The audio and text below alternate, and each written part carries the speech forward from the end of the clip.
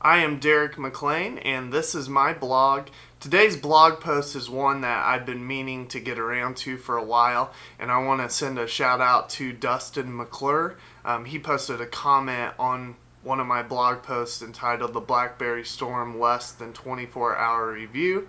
He just wanted to know, now that I've had the storm for over a month, how am I liking it, and just in general what my feedback was. So that's what I'm doing with this post. Here it is, the Blackberry Storm over month review. I had to be honest with him in my reply. My opinion on the Blackberry Storm changes on a daily basis depending on how the phone is working that day. I have found it to be a bit buggy, like a lot of other people have, in regards to the operating system. Now, I will say that right now I'm using a leaked version of the operating system, which is 4.7.0.83.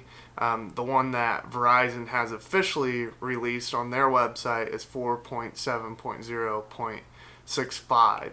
And like any Blackberry Storm user out there, always eager to get the latest update, and there are a lot of things in the earlier officially released versions of the operating system that just don't function well. So I was kind of eager to get the latest and greatest.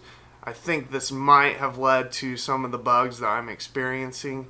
On days the phone functions perfectly, all messages go through just fine, all applications run very smooth. On other days, the accelerometer is very slow to adjust to the screen's orientation. This can be very frustrating.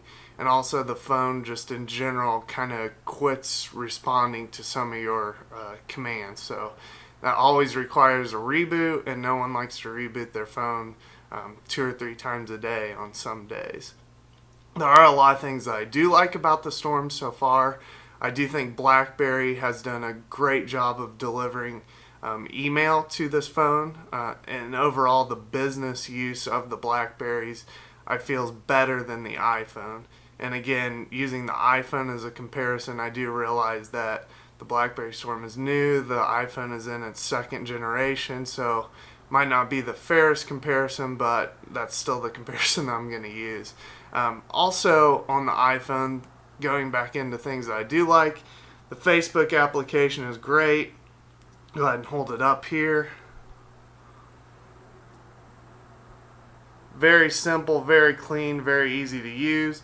Allows you to do all the things that you could ever want to do on Facebook right from your phone, which is very nice to stay connected that way. Also, the browser is functioning very smoothly for me. Haven't had any issues with the browser so far.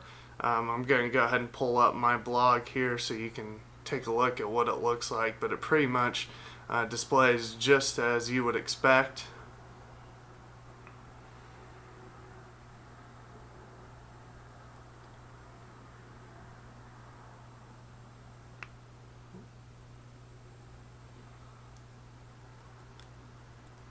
Today's actually a good day for the phone, so I'll show you my home screen here.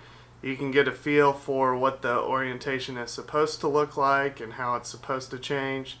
At times that change though can take 2 to 3 seconds, sometimes even longer if at all, so that can be very frustrating as well.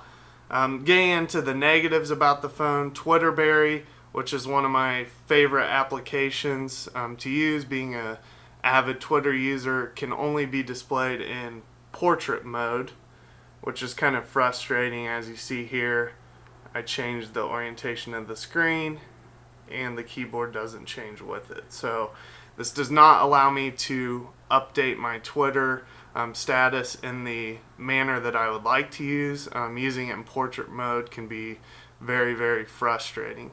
Also, one of the things I was looking forward to in the phone was the camera itself, being a 3.2 megapixel camera. But while it takes decent pictures, it takes forever to take the picture.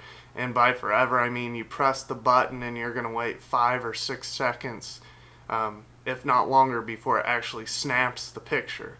Now, when you're reviewing the pictures, things work smoothly for about 1 or 2 minutes, and I have yet to use the camera function on the phone in reviewing pictures when it hasn't locked up. So this has been very, very frustrating for me.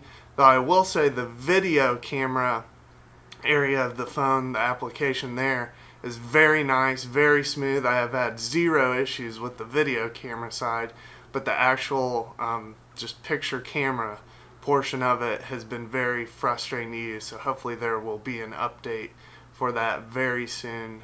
As I know from reading a lot of reviews on the phone, a lot of people are experiencing the same thing. So overall, a little bit frustrated at times with the phone. I am going to stick it out. I am going to hope that Verizon and Blackberry will continue to release updates for it that will make the phone even better. And I do realize that this is their first touchscreen phone. Even the iPhone, when it was first released, had some issues, and everyone's comparing it to the iPhone, which is in second generation, so might not be the fairest comparison. But when you still step out onto the marketplace and you have to choose between phones, you're going to choose between the iPhone or the Blackberry. And right now the iPhone has the hands up. But like I said, looking forward to the application store that Blackberry will be releasing in March of 2009 this year. So that will be coming up, as will many, many updates, I'm sure, based on a lot of the reviews that I'm getting and seeing online for the Blackberry Storm. So hopefully this was helpful. If you have any questions, feel free to contact me, post on my blog, or shoot me an email. I would definitely appreciate it and would be willing to answer any questions you might have. Thank you very much for tuning in, and we'll see you next time.